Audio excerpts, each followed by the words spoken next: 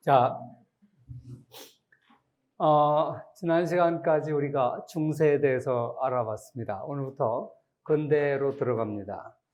우리가 흔히 근대 그러면 16세기에서 19세기 400년을 근대라고 그럽니다. 이 근대는 크게 두 개로 나누어질 수가 있는데 전기와 후기로 나눕니다. 전기다 그러면 산업혁명 이전까지를 얘기합니다. 한 250년 정도 되고요. 그리고 17세기, 18세기 중엽부터 19세기까지 한 1세기 반, 이걸 후기라 그럽니다. 그래서 근대 후기는 일반적으로 산업혁명기다 이렇게도 얘기를 하죠. 그래서 근대 400년을 오늘부터 공부하도록 하겠습니다. 마르크스주의자들은 근대의 시작을 근대 자본주의 사회가 본격화된 걸 근대 후기라고 봅니다. 그래서 산업혁명을 근대의 특징, 즉 부르주아와 프롤레타리아가 계급 갈등을 얘기하는 근대의 시작을 산업혁명으로 보거든요. 근데 그건 근대 후기입니다. 그래서 근대 전기 250년은 설명하기가 어렵죠. 봉건제가 끝난 건 15세기고 근대가 시작된 게 18세기 중엽이라면 그 사이에 250년을 설명할 길이 없으니까 이걸 이행기라 그래요. 봉건제로부터, 즉 중세로부터 근대로 이행하는 이행기다. 그런데 이행기가 250년이 너무 길잖아요. 그래서 막스 이론 가운데 이 부분이 좀 맹점입니다. 그래서 근대 전기는 이렇게 막스주의적 관점에서는 이행기라고 보고, 또 이때는 상업이 중요한 시대였기 때문에 중상주의 시대다. 중상주의 이념이 지배했기 때문에 중상주의 시대다. 그리고 이때는 이 봉건제 사회의 분권 사회를 넘어서 이제 국가가 등장하면서 절대 군주의 역할이 커지는 절대주의 시대가 되기도 합니다. 그래서 이걸 정치사적으로는 절대주의 시대다 이렇게 이야기를 합니다. 그래서 이번 시간은 먼저 근대 초기에 서구가 어떻게 발전을 했느냐. 이 근대 초기의 시대에는 우리가 서구 몇몇 나라에 주로 초점을 맞추는데 그 이유는 중세까지의 모습과 전혀 다른 새로운 형태의 근대를 출발시킨 게 서구 사람들이기 때문에 주로 서구의 몇몇 나라에 역점을 줄 겁니다. 그래서 이 중세 사회가 매우 다른 근대적 특징이 나타나게 된 몇 가지 혁명적 변화들이 있는데, 그리고 정치적으로 아까 얘기했던 절대주의의 등장, 그리고 유럽의 기독교가 우리가 잘 알다시피 종교 개혁을 하게 됩니다. 이 종교 개혁이 우리가 근대 자본주의를 낳았다고 하는 막스 베버의 베버 명제가 있습니다. 그래서 이 근대 초기를 얘기하면서 또 종교적인 얘기를 안 할 수가 없고요. 그 다음에 우리가 다 알다시피 근대 사회는 과학혁명의 시대입니다. 그래서 이런 오늘날의 자본주의를 낳게 된 이념적 문화적 특징들을 먼저 살펴보고, 그 다음에 국가적으로는 이 근대를 견인한 나라가 네덜란드와 영국입니다. 중세 사회의 특징은 분권시대라고 그랬습니다. 봉건제 그러면 서양에서는 분권제와 거의 같은 의미로 쓰인다 이런 얘기를 했었죠. 그랬는데 이 분권제 사회, 봉건 영주들이 모든 권한을 가지고 있는 분권시대, 봉건제 사회에서 근대 사회로 보면서 이 특징은 근대 시대에는 이제 그 중에서 가장 힘센 영주였던 왕이 모든 권한을 이제 쥐게 되고 그걸 우리가 절대주의 시대라 그런다 그랬습니다.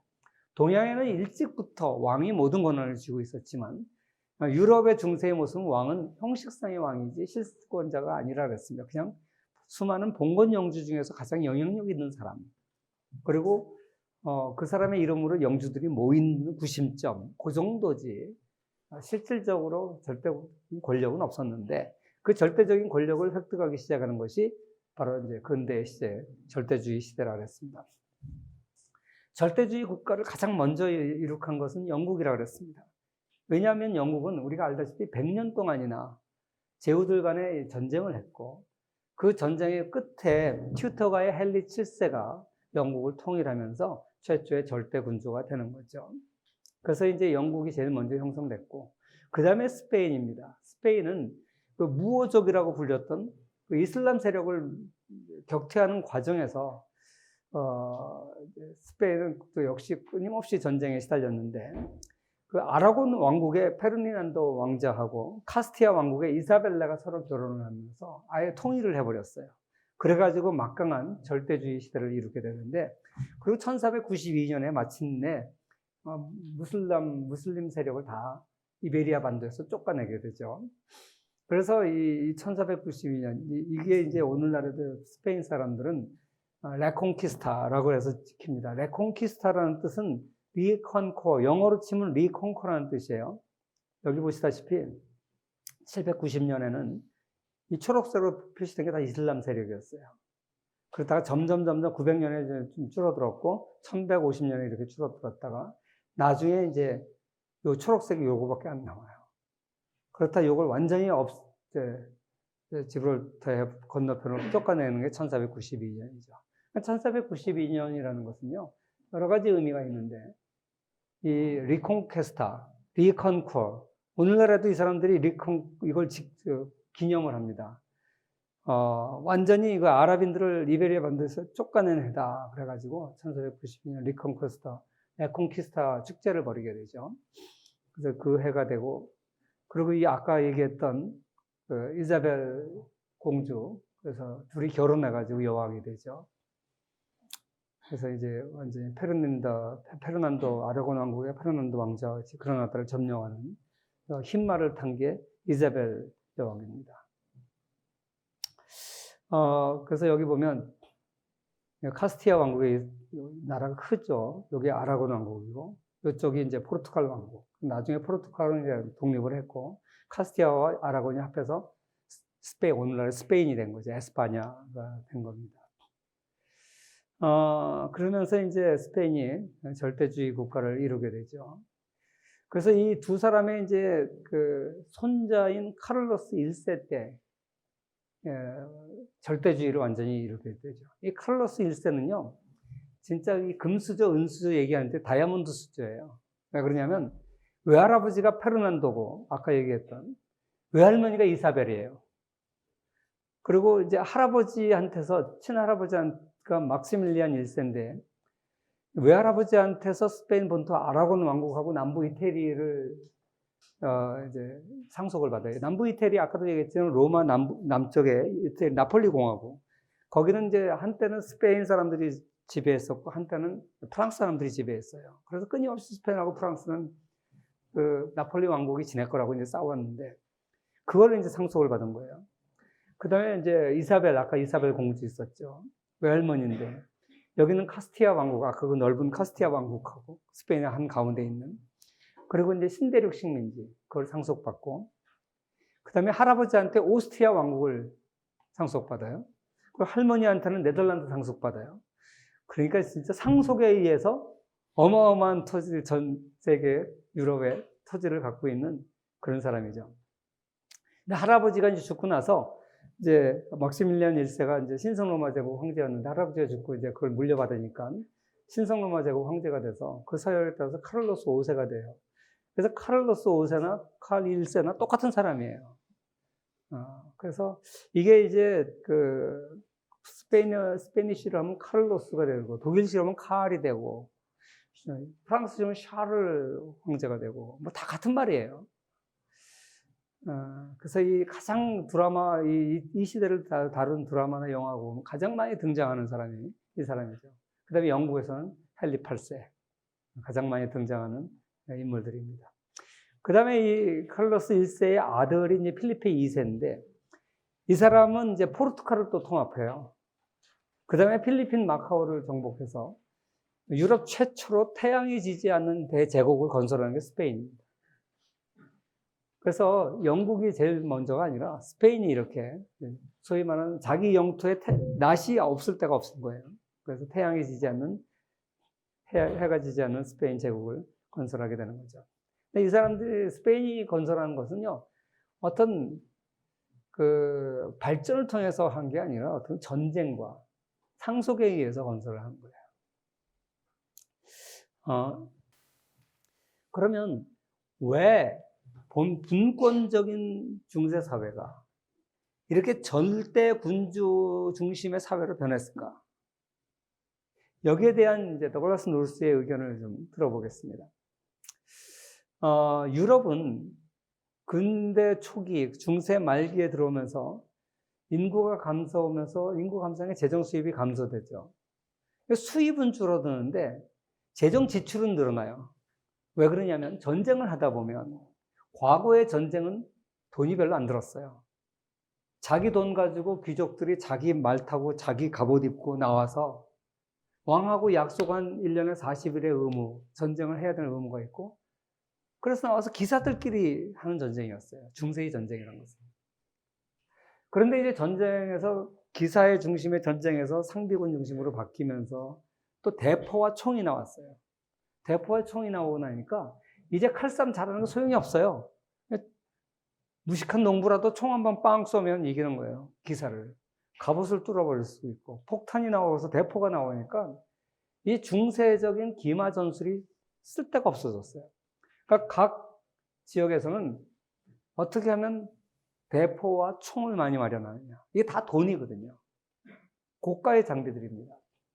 그러다 보니까 이제 경제적으로 많은 지역을 다스리는 경제적으로 군사력의 돈을 많이 쓸 수 있는 쪽이 절대적으로 우위에 쓰게 되는 거예요. 소위 말하는 규모의 경제가 생겨요. 전쟁의 규모의 경제가 생기는 거예요.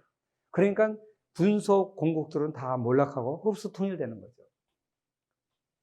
이렇게 군사기술의 변화, 재정 수요가 없으니까 조그만 영주들은 다 몰락할 수밖에 없어요.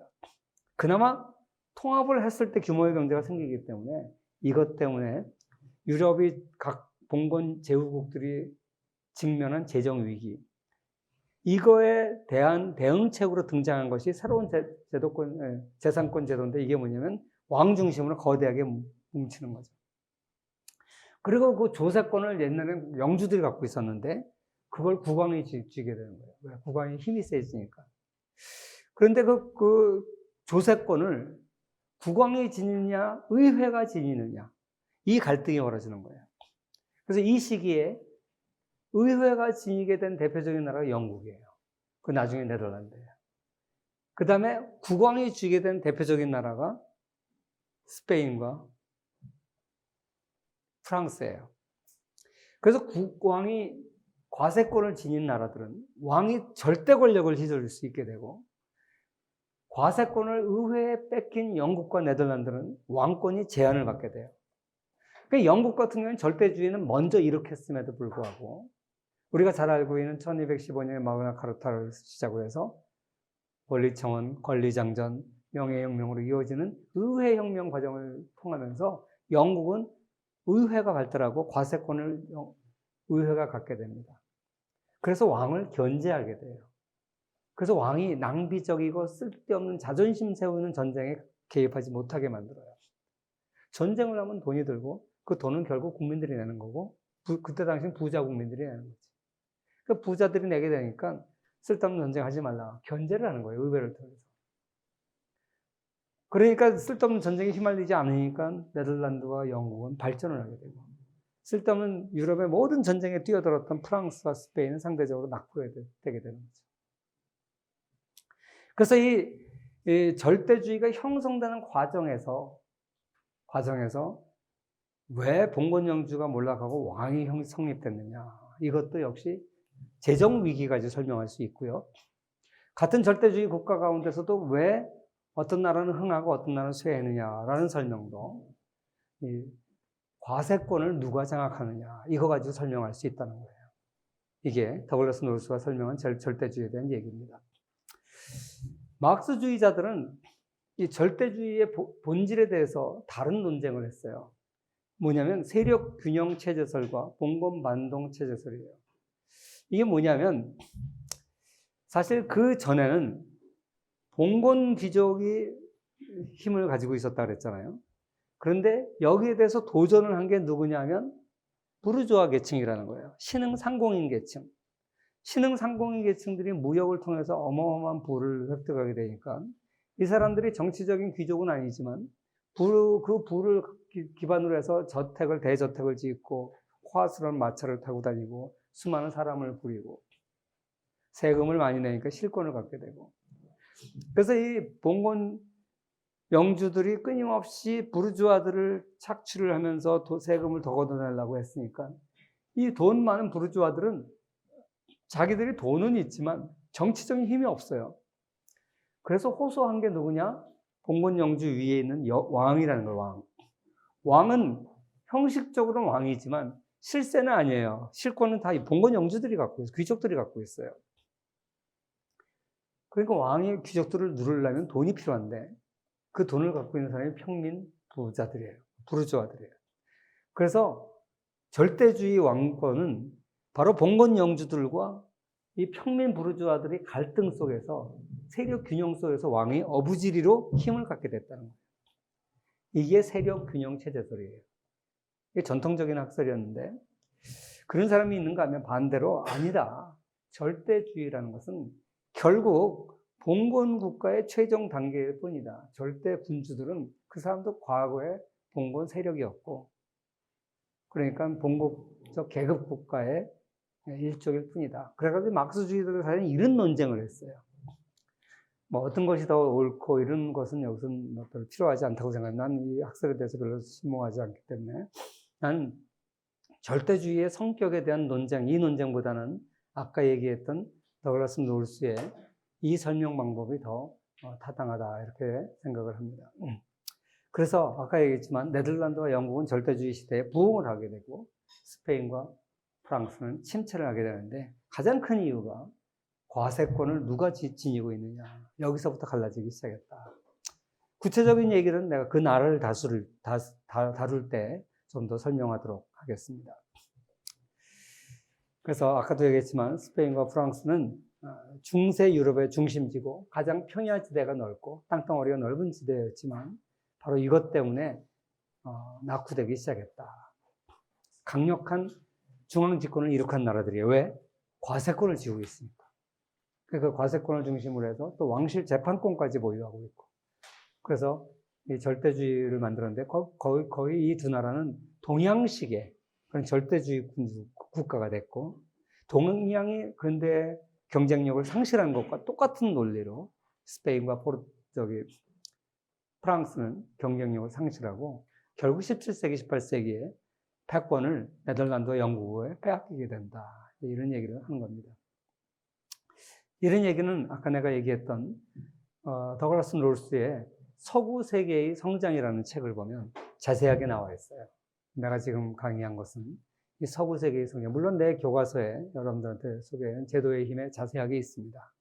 근데 그것보다 먼저 했던 것은 1993년에 노벨 경제학상을 받은 더글라스 노르스의 책에 이러한 얘기가 자세하게 있습니다. 자, 지금까지 내가 절대주의에 대한 설명을 했어요.